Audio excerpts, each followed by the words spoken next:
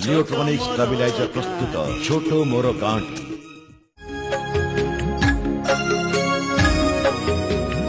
हार्दिक अभिनंदन, हार्दिक अभिनंदन, हार्दिक अभिनंदन। इंग्रेजी नववर्ष हार्दिक अभिनंदन आपण मानक 2014 मु आपण मानक जनाऊे छोट मोर गांठी कार्यक्रम डेरी हो गला नहीं क्या तथापि भल है कहीं कहले सबू कथा सरी जाइथिबो आज समयटा आपण हाथ में थी आप टीवी आगे बसी थे छोट मोर गांठी देखुवे से पुणी थे आपण मानक जनाऊे स्वागत छोट मोर गांठी आज अध्याय 2014 एक स्मरणीय वर्ष हम कहीं कहले 1947 मसीहार कैलेंडर जनवरी ठारू डिसेम्बर पर्यंत जहा जेमिति ए वर्ष मध्य ठीक सेमिति जनवरी ठारू डिसेम्बर पर्यंत तबे हाँ यही वर्षटा केमिति भलरे कटिबो लोकनाथ पाखरे आशीर्वाद मागिबा मां को पाखरे आशीर्वाद मागिबा जहा आम गाँव रे प्रतिष्ठित ठाकुर ढेंकानाल जिलार सीमांत रे गाँ कपिलास पहाड़ पाददेश रे गाँ खंकीरा जहा आज ना अच्छी किंतु पूर्व ना थिला गड़ खंकीरा जहा आज आम लक्ष्य आसन जा गाँ भर को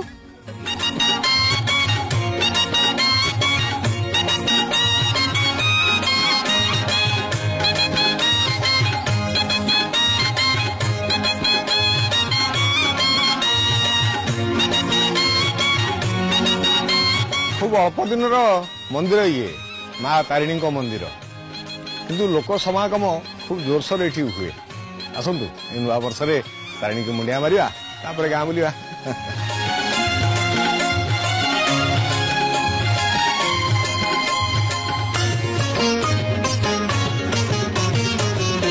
मर्त्य बैकुंठ लो से गड़ खंकीरा तारिणी पदरु झरे अमृत धारा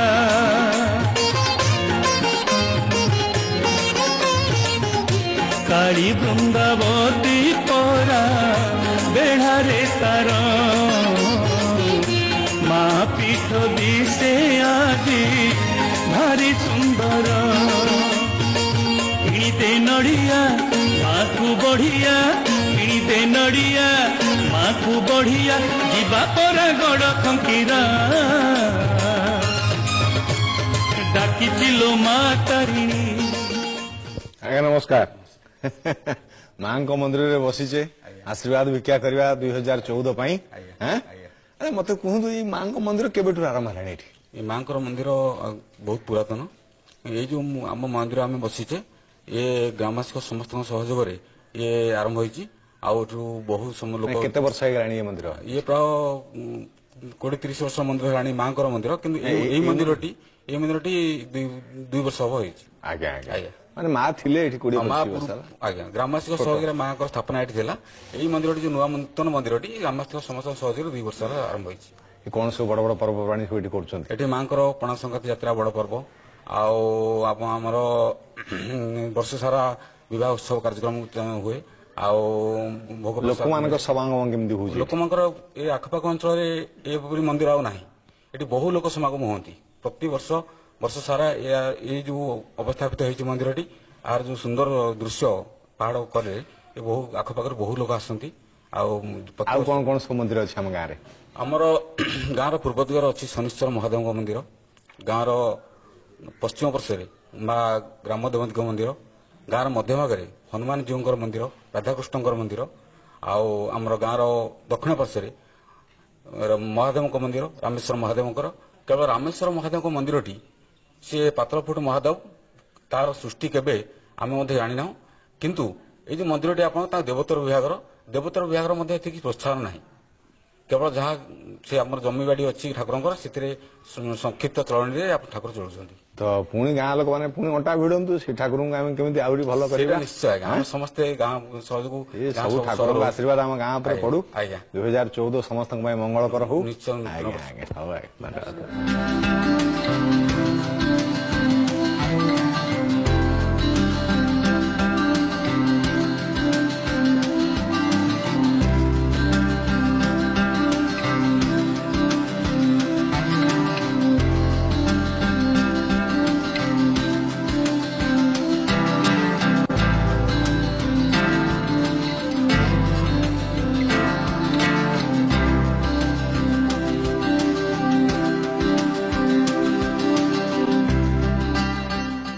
ଆଜ୍ଞା ନମସ୍କାର।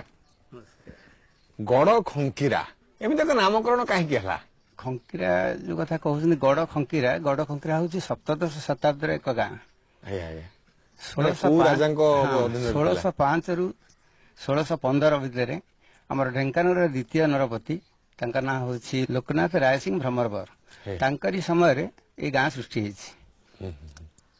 ଗଡ ବୋଲି କାହିଁକି କଲେ? ସେଟା ଗଡ ଏଇଟା ହଉଛି ଗୋଟେ ପାହାଡ ପାଖରେ ଆମର କପିଳାସ ପାହାଡ ଆମର ରହିଛି ଆମ ଗାଁର ପଶ୍ଚିମ ଦିଗରେ। ସେ ତାର ନାଁ ସେ ଡମରାଜା କଟକ। ସେଟା ଗୋଟେ ଆଗରୁ ଥିଲା ରାଜଧାନୀ ଥିଲା। ଇଏ ଜଣେ ରାଜା ଲୋକନାଥ ରାୟ ଭ୍ରମର ସିଂ ସିଏ ଥିଲେ ଜଣେ ରାଜ୍ୟ ପିପାସୁ ରାଜା। ତେଣୁ ସିଏ ପ୍ରଥମେ କପିଳାସରେ ଠାକୁରଙ୍କୁ ଦର୍ଶନ କରି ଚନ୍ଦ୍ରଶେଖର ଜୀଉଙ୍କୁ ପ୍ରଥମେ ଆମର ଡମରାଜା କଟକର ନରପତିଙ୍କୁ ହତ୍ୟା କଲେ ଏବଂ ଦଖଲ କରିନେଲେ। ତାର ପରବର୍ତ୍ତୀ ପର୍ଯ୍ୟାୟରେ ପୂର୍ବ ଦିଗକୁ ଅତିକ୍ରମ କରି କଟକର ଏଠି କଳକଳା ରାଜା, ଡାଳିଯୋଡା ରାଜା, ଦର୍ପଣୀ ରାଜା, ସେ ପାଖରେ ବଳରାମପୁର, ମଧୁପୁର ଏ ସମସ୍ତ ରାଜ୍ୟକୁ ମଧ୍ୟ ସେ ଜୟ କରିକି କିଛି ଅଂଶ ମିଶାଇ ଦେଇଛନ୍ତି ଢେଙ୍କାନାଳରେ। ଏଇ ସ୍ଥାନରେ ଏଇ ଯୋଉ ଗାଁ ଆମର ଗଡ ଖଙ୍କିରା ଅପଭ୍ରଂଶ ହେଇ ବର୍ତ୍ତମାନ ଖଙ୍କିରା କୁହାହଉଛି। ଇତିହାସରେ କିନ୍ତୁ ଏହା ଗଡ ଖଙ୍କିରା ବୋଲି ଲିଖିତ ଅଛି। 1927 ମସିହା ଢେଙ୍କାନାଳ ଇତିହାସରେ ମଧ୍ୟ ଏହା ବିଶଦ ଭାବରେ ବର୍ଣ୍ଣନା କରାଯାଇଛି। ସେଠି ଆସିଲେ ଏଠିକି କଣ ହେଲା? ହଁ, ଏଠି ଆସି ଯେତେବେଳେ ବିଜୟ ଉଲ୍ଲାସରେ ସେମାନେ ରହୁଥିଲେ ସେତେବେଳେ ତ ଯାଇପାରୁନଥିଲେ, ଏଠି ସୈନ୍ୟ ସାମନ୍ତରେ ରହୁଥିଲେ। 2-3 ଦିନ ପରେ କଳକଳା ନରପତି ତାଙ୍କ ସାମନ୍ତ ଯିଏ ସେ ଆସିଲେ ଏବଂ ବହୁ ଦୁଃଖରେ ତାଙ୍କୁ ନିବେଦନ କଲେ ଯେ ଆପଣ ତ ମୋ ରାଜ୍ୟ ଫାଜ୍ୟ ସବୁ ନେଇଗଲେ, ମୁଁ ତ ସବୁ ଆପଣଙ୍କୁ ସମର୍ପଣ କରିଦେଲି, ବର୍ତ୍ତମାନ ମୋ ପିଲା ଛୁଆଙ୍କୁ ନେଇକି ମୁଁ କିପରି ବଞ୍ଚିବି? ମୋର ଜୀବନ ବଞ୍ଚିବାର ଅନ୍ୟ ଉପାୟ ନାହିଁ। ମୁଁ ଆପଣଙ୍କ ହାତପାତି ଭିକ୍ଷା କରୁଛି, ମତେ କିଛି ଜାଗା ଛାଡି ଦିଅନ୍ତୁ। ତେଣୁ ସେଥିରେ ରାଜା ତ କ୍ରୁଦ୍ଧ ହେଲେ କି ଆମର ଢେଙ୍କାନାଳ ନରପତି ତାକୁ କିଛି ଅଂଶ ଛାଡିଦେଲେ ଏବଂ କହିଲେ ଯେ ତୁମେ ମତେ ଦେଇଥିଲ ବା କଥା ଦେଇଥିଲ ବା ମତେ ବସତା ସ୍ୱୀକାର କରିକି ଆଜି ପୁଣି ଫେରେଇ ନେବାକୁ ଚାହୁଁଛ କିଛି ରାଜ୍ୟ। ତାଙ୍କୁ ରାଜ୍ୟ କିଛି ଦେଇଦେଲେ ଏବଂ କହିଲେ ଯେହେତୁ ମୋର ଉଚ୍ଚିଷ୍ଟକୁ ଆଶା କରି ତୁମେ ଏ ଜାଗା ଫେରେଇ ନେବାକୁ ଆସିଛ, ତେଣୁ ଏ ଜାଗାର ନା ମୁଁ ଗଡ ଖଙ୍କିରା କରିଦେଲି। କହିଲେ ଯେ ନା ଏଟା ମୋ ନୁହଁ, ଉଚ୍ଚିଷ୍ଟ ହେଇଗଲା, ଥୁ କରିଦେଲେ, ଆଜ୍ଞା, ସେଥିପାଇଁ ଖଙ୍କିରା ହେଲା। କଥା ଦେଇକି ଯେ ରଖି ପାରିଲା ନାହିଁ, ଏହା ହଉଛି ଅବଶ୍ୟ ଏହା ଏକ ସୁସ୍ଥ ନାମକରଣ ନୁହେଁ। ତଥାପି ମଧ୍ୟ ଏଇ ତ ଇତିହାସ ଏହା ବର୍ଣ୍ଣନା କରାଯାଇଛି। ଆଉ କଣ କରିବା? ଆଜ୍ଞା ଆଜ୍ଞା ଧନ୍ୟବାଦ ଧନ୍ୟବାଦ।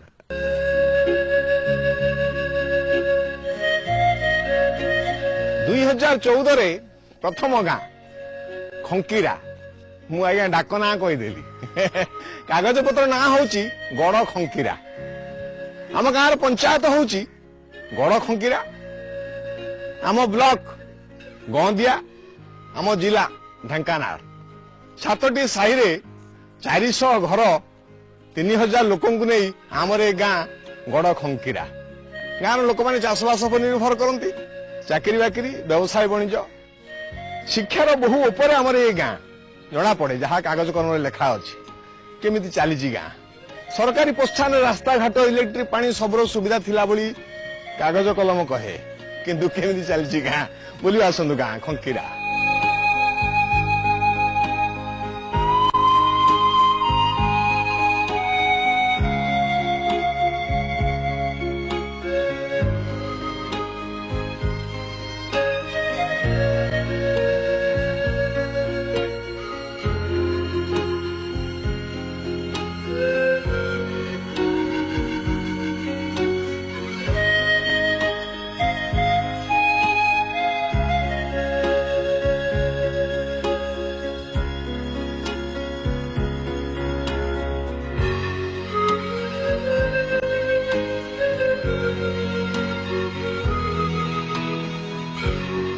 ଆଜ୍ଞା ନମସ୍କାର।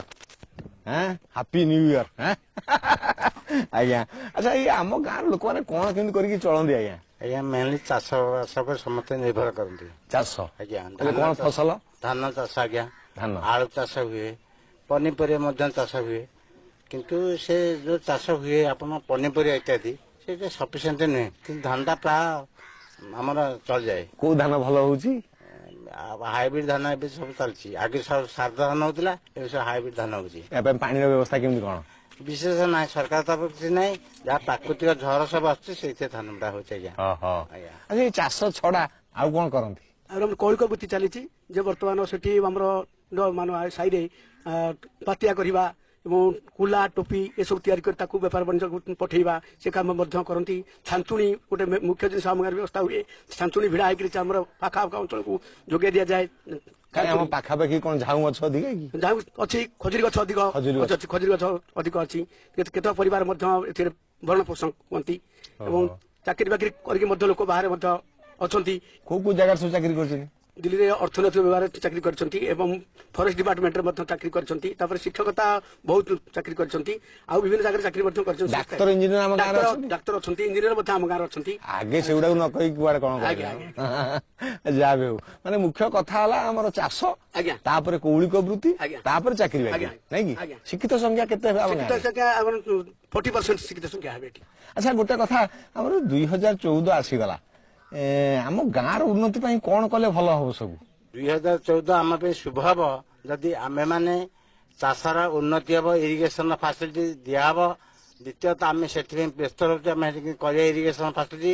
ଆଉ ଖଙ୍କିରା ଠାରୁ କଟ ସହିତ ଗୋଟେ ଅଛି ଭଲ ରାସ୍ତା, ଯୋଉଟା କି କିଛି ତାର 40% ପିଚୁ ହେଇଛି, ଆଉ 60% ରାସ୍ତାଟା କନେକ୍ସନ କରାଯାଇ, ଯଦି ଯୋଗାଯୋଗ ଭଲ ହବ, ବାଣିଜ୍ୟ କ୍ଷେତ୍ରରେ, ଅର୍ଥନୈତିକ କ୍ଷେତ୍ରରେ ଯଥେଷ୍ଟ ପ୍ରଭାବ ପକେଇବ ଏ ପଞ୍ଚାୟତ ଜନସାଧାରଣ ଗରିବ ଲୋକଙ୍କ ଉପରେ। ଯାହା ହଉ, କେଡେ ବଢିଆ କଥା, ନାଇଁ କି? ଚୌଧୁରୀ ସଫଳ ହଉ, ଏତିକି କେବଳ ଜଗନ୍ନାଥ ପାଖରେ ଆଶା କରିବା। ଆଜ୍ଞା, ଧନ୍ୟବାଦ।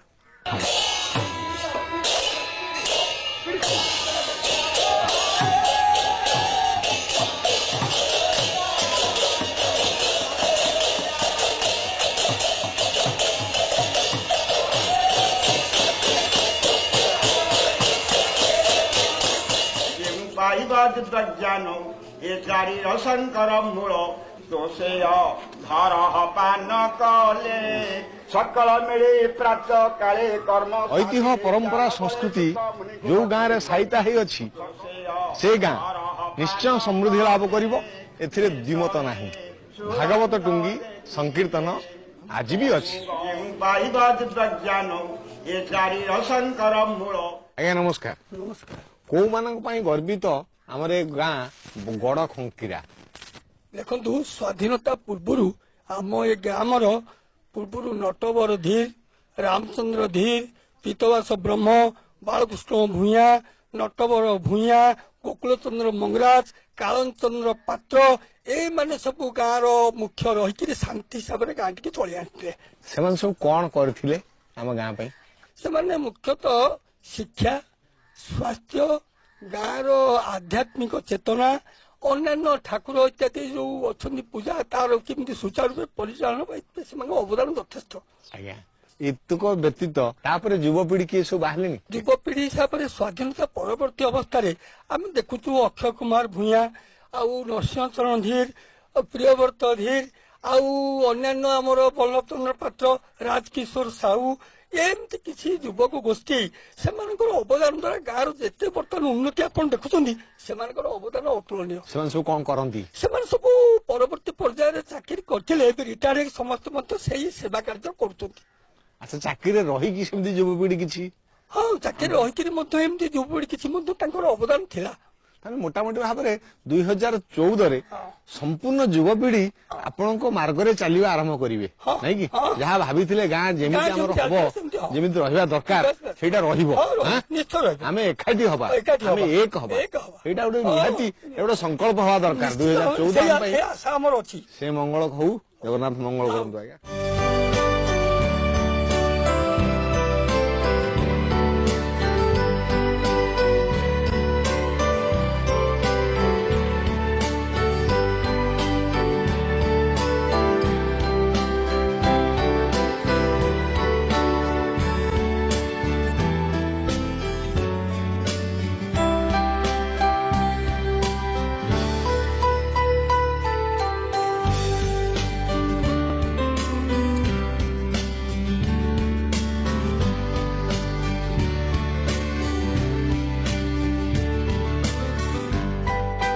ଆଜ୍ଞା ନମସ୍କାର। ଆମେ ତ ଖଙ୍କିରା ଉଚ୍ଚ ବିଦ୍ୟାଳୟ ଭିତରେ ଠିଆ ହେଇଛେ, ୟା ଛଡା ଆଉ କଣ କଣ ଶିକ୍ଷାର ବ୍ୟବସ୍ଥା ଅଛି ଆମ ଗାଁରେ? 1900 ମସିହାରେ ଆରମ୍ଭ ହେଲା ଶିଶୁ ସ୍କୁଲଟା। ଆଜ୍ଞା 1900 ମସିହା ସ୍କୁଲ ଆରମ୍ଭ ହେଲା ପରେ 1914 ମସିହାରେ ଏଠି ଗୋଟେ ନିମ୍ନ ପ୍ରାଥମିକ ସ୍କୁଲ ହେଲା। ଆଜ୍ଞା, ତାପରେ 1955 ବେଳକୁ ସେଟା ୟୁପିଆ ସ୍କୁଲରେ ପରିଣତ ହେଲା। ତାମାନେ ଆମର ଉଚ୍ଚ ପ୍ରାଥମିକ ବିଦ୍ୟାଳୟ, ମଧ୍ୟ ଇଂରାଜୀ ବିଦ୍ୟାଳୟ, ହାଇସ୍କୁଲ ଏପର୍ଯ୍ୟନ୍ତ ଅଛି। କଲେଜ ପାଇଁ ପିଲାମାନେ କୋଉଠିକି ଯାଆନ୍ତି? କଲେଜ ପାଇଁ ଏଠି ପାଖରେ ଯାଉଛନ୍ତି ପିଙ୍ଗୁଆ, 10 କିଲୋମିଟର ବାଟ ନହେଲେ ଚଣ୍ଡିଖୋଲ ଯାଆନ୍ତି ଏଠି 15 କିଲୋମିଟର ବାଟ ଛତିଆ। ଆଚ୍ଛା ଆମର ଏଇ ଯୋଉ ସ୍କୁଲ ଗୁଡିକ ଅଛି ହାଇସ୍କୁଲ ପର୍ଯ୍ୟନ୍ତ ଶିକ୍ଷାର ବ୍ୟବସ୍ଥା କେମିତି କଣ ଆମର ଏଠି ଚାଲିଛି? ଶିକ୍ଷାର ବ୍ୟବସ୍ଥା ଭଲ ଅଛି, ମାନେ ଭଲ ରେଜଲ୍ଟ କରୁଛନ୍ତି? ହଁ ଭଲ ରେଜଲ୍ଟ। ପ୍ରତିବର୍ଷ ଫାର୍ଷ୍ଟ କ୍ଲାସ କେତେ ପିଲା ବାହାରୁଛନ୍ତି ଆମର? ପ୍ରତିବର୍ଷ ସେମିତି ମାନେ 55 ପିଲାରୁ ସେମାନେ ଯାଉଛନ୍ତି 10ଟା 12ଟା ଏମିତି ବାହାରୁଛନ୍ତି ନାଇଁ କି? ଆଉ ଟିକେ ଭଲ ହୁଅନ୍ତା। ଷ୍ଟାଫ୍ ଟିକେ ସାର୍ ନାହାନ୍ତି। ହଁ 2013 ତ ଆଜ୍ଞା ସରିଗଲା, 2014 ଆସିଲା, ନୂଆ ନୂଆ କଥା ସବୁ ଘଟିବ। ନୂଆ ବର୍ଷଟିଏ, ଏବେ ନୂଆ ନୂଆ କଥା କଣ ସ୍କୁଲରେ ହବ ସେ କଥା ଟିକେ ଚିନ୍ତା କରନ୍ତୁ ଅଭିଭାବକ ହିସାବରେ ଆପଣ ମାନେ, ବୁଝିଲେ କି? ଆଚ୍ଛା ସରକାରୀ ପ୍ରୋତ୍ସାହନ ଯାହା ସବୁ ଆସିବା କଥା ସେ ସବୁ ଠିକ ଠାକ ଚାଲିଛି, ଘର ବି ହାଇସ୍କୁଲ ଚାଲିଛି। ନା ମୁଁ ଦେଖିଲିଣି ସେ ସବୁ ଠିକ ଠାକ ଚାଲିଛି। କେବଳ ନୂଆ ବର୍ଷରେ କେମିତି ଶିକ୍ଷାଦାନ ପଦ୍ଧତି ବଦଳିଯିବ, ପିଲାମାନେ ଆମର ଭଲ ରେଜଲ୍ଟ କରିବେ ଆଉ ପିଲା କେମିତି ଠିକରେ ଶିକ୍ଷା ପାଇବେ, ଏଇଆ ହଉଛି କଥା ନାଇଁ କି? ହଉ ଆଜ୍ଞା। ଆମ ଗାଁର ସ୍ୱୟଂସହାୟକ ଗୋଷ୍ଠୀ ଯେହେତୁ 9ଟା ସାହି, ସମ୍ପୂର୍ଣ୍ଣ 9ଟି ଗୋଷ୍ଠୀ ଆମ ଗାଁରେ ଅଛି। ତା ସହିତ ଛୋଟ ଛୋଟ ଗ୍ରୁପ ମଧ୍ୟ ଅଛନ୍ତି, କିନ୍ତୁ 9ଟି ସକ୍ରିୟ ଅଛନ୍ତି, ଭଲ ଭାବରେ କାମ କରୁଛନ୍ତି। ସମସ୍ତେ ମୋରି ପାଖରେ ଭେଟିବା ଆସନ୍ତୁ। ଆଜ୍ଞା ମାନେ ନମସ୍କାର। ଏଇ ଯୋଉ 9 ଗୋଟି ସୃଷ୍ଟି ଆମର ହେଇଛି ତାର ମୁଖ୍ୟ ମାନେ ସବୁ ଆସିକି ଏଠି ପହଞ୍ଚିଛନ୍ତି, ତ କଣ କରନ୍ତି ସବୁ? ଆମେ ଏକତ୍ରିତ ହୋଇ ସ୍ୱୟଂସହାୟକ ଗୋଷ୍ଠୀ କରି ବ୍ୟାଙ୍କରେ ଜମା ଖାତା ଖୋଲିଲୁ। ଆଚ୍ଛା ରୁମ୍ ମାନେ ହଁ ପଇସା ରଖିଲେ। ଆଚ୍ଛା ମାସକୁ 2 ଥର ସଭା କଲୁ। କଣ କରୁଛନ୍ତି, କଣ ମାନେ କାମ କଣ ହଉଛି? ସେ ପଇସା ଯୋଉ ଆଣିକି ବ୍ୟାଙ୍କରୁ ଋଣ କରିକି ଆଣିଛନ୍ତି କଣ କରନ୍ତି? ଛେଳି ଚାଷ କରିଛନ୍ତି। ବାଃ କେତେ ବଢିଆ କଥା। ଆପଣ ମାନେ କଣ କରନ୍ତି? କୁକୁଡା କରିଛନ୍ତି। ମାନେ କଣ ଏଇ ଯୋଉ ବ୍ରଏଲର କୁକୁଡା? ନାଇଁ ଦେଶୀ କୁକୁଡା। ତାକୁ ପାଇଁ ଘର ଫର କରିଛନ୍ତି ସବୁ ନା? ଆଜ୍ଞା। ସେ ଘରେ ରହୁଛନ୍ତି ଭାଡି ଭିତରେ ନା ବାହାରେ ବୁଲୁଛନ୍ତି? ନାଇଁ ବାହାରେ ଦିନରେ ବୁଲୁଛନ୍ତି, ରାତିରେ ଆସି ପହଞ୍ଚାଉଛନ୍ତି। ଆଉ ଓହୋ ଆପଣ ମାନେ କଣ କରନ୍ତି? ଫସଲ ଚାଷ କରୁଛୁ ସେଇ ଗୋଷ୍ଠୀ ଅନୁସାରେ। ଧାନ ମାନେ ୟା ପାଇଁ କଣ କେମିତି ଚାଷ କରିବେ ବୋଲି ବ୍ୟାଙ୍କରୁ ଋଣ ଆଣିଥିଲେ କଣ? ନାଇଁ ସେଇ ଗୋଷ୍ଠୀ ଆମେ ଗୋଷ୍ଠୀ ଭିତରେ ନିଜ ନିଜ ପଇସା ଖର୍ଚ୍ଚ କରିକି ନିଜେ ଲାଗିକିରି ଚାଷ କରିଛୁ। ଯାହା କେତେ ବଢିଆ କଥା। ଆଚ୍ଛା ଏଇ ଯୋଉ କଥା ମତେ କୁହନ୍ତୁ, ଏ ଯୋଉ ହେଲା ଋଣ ଆପଣ ଆଣିଲେ, ଚାଷ କାମ କଲେ ବା ଆପଣ କୁକୁଡା କଲେ, ଆପଣ ଛେଳି ଚାଷ କଲେ, ଇଏ ଋଣ ସୁଝି ସାରିଲେଣି ନା ସବୁ? କିସ୍ତି ମାସକୁ ମାସ ଏବେ ଦିଆ ଚାଲିଛି। 4 ଲକ୍ଷ ଟଙ୍କା ଋଣ କରିଥିଲୁ। ଆଚ୍ଛା 2014 ଆସିଗଲା, ଇଏ ସବୁଦିନ ସରକାର ଆମର କେତେ ବଢିଆ ବଢିଆ ଯୋଜନା ସବୁ ଦଉଛନ୍ତି, ସେ ସବୁ ଆମ ପାଖରେ ପହଞ୍ଚି ପାରୁନି। ଇଏ 2014ରେ ସେ ସବୁ ଆମ ପାଖକୁ ଆସିବ କି? ଏ ଜୀବ ହତ୍ୟା ଛାଡିକି ଆମେ ଏଥର ଝୁଣାକୁ ଆଣିକି କରିପାରିବା ଧୂପକାଠି, ମହମବତୀ, ଫିନାଇଲ, ସାବୁନ, ଏଇସବୁ କାମ ହବ ତ? ସେଇଟା ଟିକେ ସମସ୍ତେ ଲାଗି ଯାଆନ୍ତୁ, ଏକାଠି ହୁଅନ୍ତୁ, ହାତ ମିଶାନ୍ତୁ, ଯେ ଆଉ ସେ କୁକୁଡା ଖାସି ଏକ ପିଛା ଛାଡ, ସେ ତାଙ୍କୁ ବଞ୍ଚିବାକୁ ଦିଅ। ସେ ଆଇଁଷ ବହୁତ ଖାଇଲେଣି, ଆମେ ଇଏ 14ରୁ ଛାଡିଦବା ସବୁ ନାଇଁ କି? ହଉ ଆଜ୍ଞା।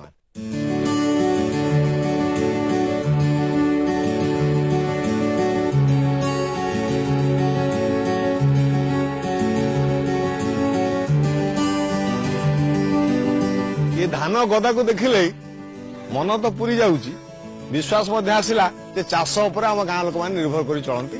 ଧାନ ହଉଛି ମୁଖ୍ୟ। କୌଳିକ ବୃତ୍ତି, ଚାକିରି ବାକିରି ଏସବୁ ତ ଅଛି, ତେବେ ଅସୁବିଧା ରହିଲା କୋଉଠି ବୁଝିବା ଆସନ୍ତୁ।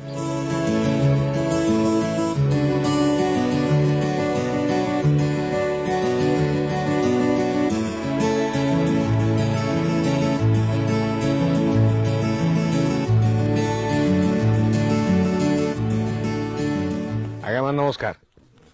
କଣ ଅସୁବିଧା ଅଛି ଆମ ଗାଁରେ? ଏଠି ପାଣି ସୁବିଧା ଟିକେ ନାହିଁ, ମାନେ ପିଇବା ପାଇଁ ନା ଚାଷ ପାଇଁ? ଚାଷ ପାଇଁ ନାହିଁ, ପିଇବା ପାଇଁ ଯାହା କୂଅରୁ ପାଣି ଆସୁଛି। ଟ୍ୟୁବଲ ବସିନି? ଟ୍ୟୁବଲ ପାଣି ଆଜ୍ଞା ଭଲ ପଡୁନି, କୋଉଟା ଲୁହାଳିଆ ଲାଗୁଛି, କୋଉଟା ପଙ୍କୁଆ ଲାଗୁଛି। ମାନେ କୂଅ ପାଣି ଟା ଭଲ ଲାଗୁଛି? ହଁ କୂଅ ପାଣି ଟା ଆଜ୍ଞା ଆମର ଟ୍ୟୁବଲ କଣ ଅଧିକା ଖୋଳିଦେଲା କି ଭିତରକୁ? ହଁ ସେ ଟ୍ୟୁବଲ ଟା ଆଜ୍ଞା ଟିକେ ଭଲ ରହୁନି। ଆଉ ସବୁ ଟ୍ୟୁବଲ ସେଇଆ ଆଜ୍ଞା ପ୍ରାୟ। ଇଏ କେମିତି କଥା, ଆମ କୂଅଟା ବାହାରୁଛି ସେଟା କେମିତି ତଳ ଇଏ ଲାଗୁ, କୋଉଟା ଖତୁଆ ଲାଗୁଛି ପାଣିଟା, କୋଉଟା ଟିକେ ଲୁହାଳିଆ ଲାଗୁଛି। ଓହୋ, ତେଣୁ ଆଗକୁ ସରକାର କଣ କରିବେ ବୋଲି ଭାବୁଛନ୍ତି ଆପଣ? ଆଜ୍ଞା ପିଇବା ପାଣି ପାଇଁ କଣ ପିଇବା ପାଣି ପାଇଁ ବର୍ତ୍ତମାନ ବୋରିଂ ସିଷ୍ଟମ ହେଇଛି, କିନ୍ତୁ ସମ୍ପୂର୍ଣ୍ଣ ହେଇନି। ସେ ସେମିତି ଖତୁଆ ଲାଗିବ, ବୋରିଂ ହେଲା? ନାଇଁ ବୋରିଂ କୂଅ ଆଜ୍ଞା ହେଇଛି। କୂଅ ବୋରିଂ ପାଇଁ ଗୋଟେ ବୋରିଂ ହେଇନି, ବଡ ବିରାଟ ବଡ କୂଅ ଗୋଟେ ଆମର ଶିବ ମନ୍ଦିର ପାଖରେ ତିଆରି ହେଇଛି। ସେଇଠୁ ପାଣି ଉଠିବ? ସେଇଠୁ ଆଜ୍ଞା ପାଣି ଉଠିବ। ହଁ ସେଇଟା ଆରମ୍ଭ ହେଲାଣି ନା କାମ? ଆଜ୍ଞା କାମ ହେଇଛି କିନ୍ତୁ ସମ୍ପୂର୍ଣ୍ଣ ହେଇନି। ହବ ଆଉ ଏଇ 14 ଆସିଗଲା ତ ପୁରା ସବୁ ଶୁଭ, ସବୁ କଥା ହବ। ଜଳସେଚନ ପାଇଁ ଆମର ଉଠା ଜଳସେଚନ ବ୍ୟବସ୍ଥା ନାହିଁ ଆଜ୍ଞା। ଆଉ ଖାଲି ଯାହା ବର୍ଷା ପାଣି? ଖାଲି ଯାହା ବର୍ଷା ପାଣି। ସେଇଥିପାଇଁ ଗୋଟିଏ ଶାରଦ ଧାନ କେବଳ ହଉଛି, ଟାଇଚିନ୍ ଧାନ କରିପାରୁନୁ, ଡାଲି ଜାତୀୟ ଶସ୍ୟ କିଛି ହେଇପାରୁନି। ସେଇଟା ହେଲେ ଭଲ ହୁଅନ୍ତା ସେଇଟା ହେଲେ ଟିକେ ଆଜ୍ଞା ଭଲ ହୁଅନ୍ତା ଗାଁ ପାଇଁ। ଦେଖିଲି ଫାଙ୍କା ପଡିଛି ଆଜ୍ଞା ଚାଷ ପରେ କଟାକଟି ହେଇଗଲା ଚାଷ ପରେ ଆଉ କିଛି ନାହିଁ ଲୋକମାନେ ସବୁ ବସୁଛନ୍ତି ସେମିତି କିନ୍ତୁ ଆଜ୍ଞା ଆଜ୍ଞା ଡାଲି ଜାତୀୟ ଶସ୍ୟ। ଆଚ୍ଛା ଏଇ ପାଣି ବାବଦରେ କଣ କିଛି ବ୍ୟବସ୍ଥା କଲେଣି ନା? ପାଣି ବାବଦରେ ଆଜ୍ଞା ଉପରକୁ ଲେଖିକି ଦେଇଥିଲୁ। ଆମର ଯୋଉ କେନାଲ ଆସିବ ଏ ପାଖରେ କୋଉ ନଦୀ ଅଛି? ଏଠି ଆମର ନଦୀ ନାହିଁ। କୋଉଠି ତାହେଲେ ପାଣି ଆସିବ? ପାଣି ଆମର ଆଜ୍ଞା ସେ ପାହାଡରୁ ଗୋଟେ ଝରଣା ବାହାରୁଛି ସେଇଟା ବି ଯଦି ଆମ ଡ୍ୟାମ ସିଷ୍ଟମ କରିଦିଅନ୍ତା ଆମର ଏକର 5 ଖଣ୍ଡ ମୌଜାର ଲୋକ ବି କପିଳାସ ପାହାଡ ଆଜ୍ଞା ପାହାଡ ପଛପଟରୁ ଆଜ୍ଞା ଆଜ୍ଞା ଆଜ୍ଞା ଝରଣା ଆସୁଛି ସେଇଟା ଖାଲିକି ଆରମ୍ଭ ହେଇଯାଉ ସେଇଟା ଆଜ୍ଞା ହେଇଯାଇଛି କିନ୍ତୁ ଟିକେ ଇଏ ଦରକାର ହେଇପାରୁନି କିଛି ହେଇପାରୁନି। ଆଉ କଣ ସୁବିଧା ଅଛି? ଆମର ଏଠି ଇଲେକ୍ଟ୍ରିର ଜୋର ଅସୁବିଧା ଅଛି। କାହିଁ ଜଳୁଥିଲା ତ ଦେଖିଲି? ନାଇଁ ସାର୍ ଏଠି ତାର ଓଳିଛି ଆପଣଙ୍କର ଟ୍ରାନ୍ସଫର୍ମର ବି ବସିଛି କିନ୍ତୁ ସପ୍ଲାଏ ନାହିଁ। ରାତି 9ରେ 10ରେ ଆସିବ ସିଏ ବି ଡିମ୍। ସାର୍ କଣ ଏପଟେ ତ ଲାଷ୍ଟ ଏରିଆ ହେଇଯାଉଛି ଯାହାଦ୍ୱାରା ଏଠିକି ସପ୍ଲାଏ ଠିକ ରହୁନି। ରାତି 9-10ରେ ଆସୁଛି। ନା ଆପଣ ଯାଜପୁର ହେଲେ ନା କଟକର ହେଲେ ଆମେ ଏଇ ଦୁର୍ଦିନ ଅବସ୍ଥାରେ ଆଜ୍ଞା ଅସୁବିଧାରେ ପଡିଯାଇଛି। ଘର ଯଦି ଯାଉଛି ଢେଙ୍କାନାଳ ଆମ ପୁଅ ଯାଉଛି ଯାଜପୁର ଏପଟେ ଗଲାଣି ଦାଣ୍ଡ ଗଲାଣି କଟକ। ଆଜ୍ଞା ଆଜ୍ଞା ବଢିଆ ଜାଗାରେ ଅଛନ୍ତି ଆପଣ ତ୍ରିମୁଖୀ ଆପଣ। ଆଚ୍ଛା ତାହେଲେ ମୋର କଥା ହେଲା ଆମର ଇଲେକ୍ଟ୍ରି ଯାହା ଆସୁଛି ଆମ ପାଇଁ ଠିକ ନୁହଁ ଜଳସେଚନ ଏତିକି ତ ଆଉ କଣ ଅସୁବିଧା ଅଛି? ଏତିକି ତ ଆଜ୍ଞା ହଉ ଆଜ୍ଞା ଧନ୍ୟବାଦ।